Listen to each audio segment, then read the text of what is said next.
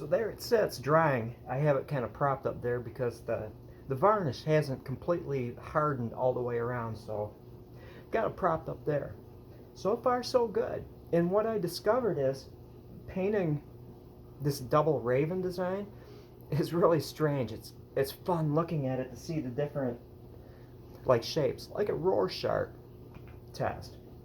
And even beyond that, remember Mad Magazine where you took the pages and you folded it? It's like, I wonder what kind of picture will be if I photographed that and folded it, a la Mad Magazine.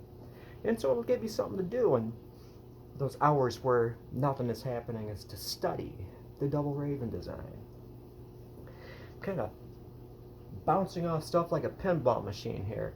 I had my original idea to make a Talgaharpa, and then the thing is kind of building itself. It's guiding me. And so the number of strings. How many strings must I have on this? If you get away from the Pacific Northwest kind of motif and you get into like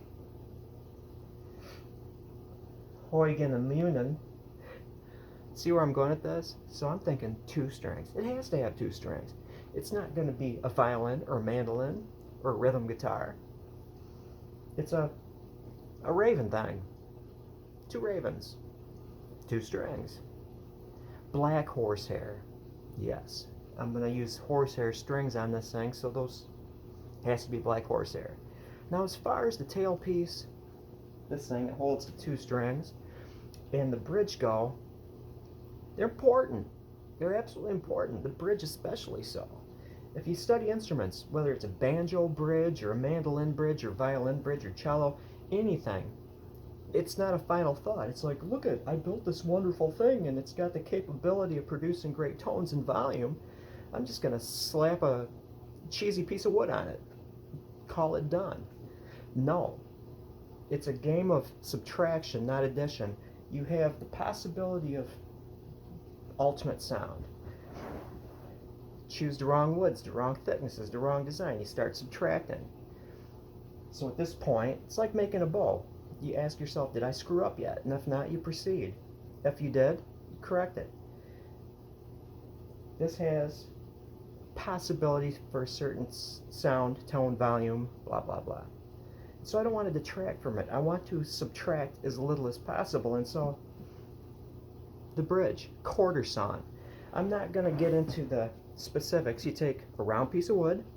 Quarter sawn means you just take a slice. So the growth rings are like this. In the violin family instruments, they're so particular that one of the sides has to be absolutely perpendicular from the outside of the tree to the center, so you get the medullary rays or whatever they're, medial rays, showing up as stripes on the side. I'm not worried about that. What I'm worried about is making sure it's quarter sawn, growth rings like this. Ironwood, hop hornbeam. There's blue beeches in ironwood. This is the hop hornbeam variety. I will thin it, physically lighten it, remove mass as much as possible so this thing will transmit the vibrations easily without being dampened into that body right there. Now this is a question. Hop hornbeam, and split it like that. It's going to be kind of a flat sawn thing, and violin bridges, cello bridges, whatever. It depends on the wood that's used, whether or not it's quarter sawn or flat sawn.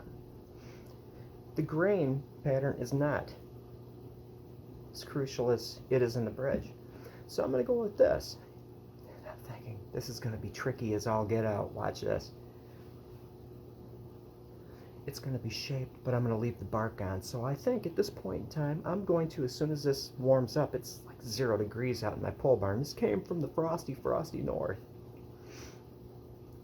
I'm going to hit this with quite a lot of varnish to really build it up and kind of glue those flakes on. So I'm going to have a tail piece with the bark on the back. This is going to be BA.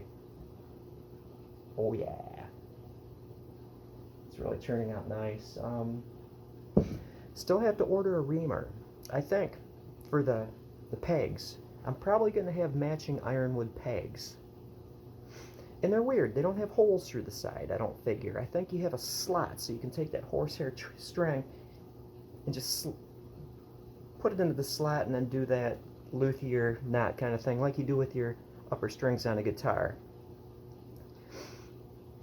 And I do them, all of them on a mandolin and whatever. But yeah, I think that'll be it. I need to get a reamer so you drill the holes out on the peg head. Ream it out so it's a tapered hole. You know, I think I can hand taper without the expense of buying a peg shaper, just sandpaper carefully enough. I mean, we're not talking high tensions here. As far as I know, I've never made horsehair strings. But let me, in fact, do a close-up of this so you can take a screenshot. You can study the shapes. I can do this without.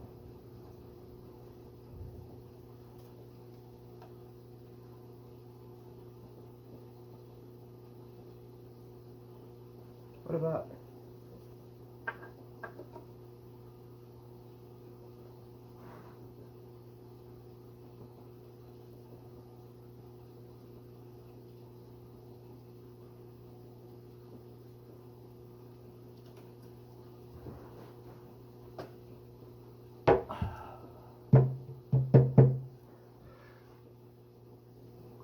How to make a Talgaharpa. One of the ways.